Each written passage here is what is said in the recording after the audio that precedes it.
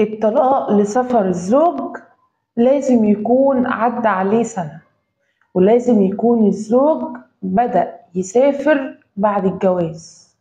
ما يكونش انتي عارفة ان هو شغال بره وتقدم على هذا الاساس وانتي وافقتي وبعد كده تيجي تطلبي الطلاق للضرر. لا، انتي المفروض عارفة ان ده نظام شغله وده نظام عيشته.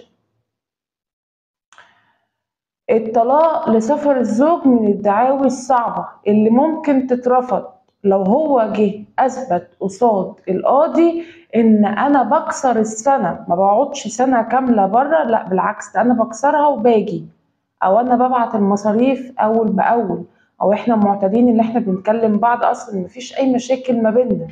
ساعتها ممكن الدعوة بتاعتك تترفض. طب أنا إزاي بثبت الدعوة بتاعتي؟ بشهادة تحركات وشهادة شهود. بجيب شهادة تحركات ان هو بره البلد بقاله اكتر من سنة، والشهود بيثبتوا ان انت فعلا مضرورة، ان هو مش بيبعتلك مصاريف، ان هو ما بيسألش عليكم، حتى لو نزل قبل السنة مش بيجي.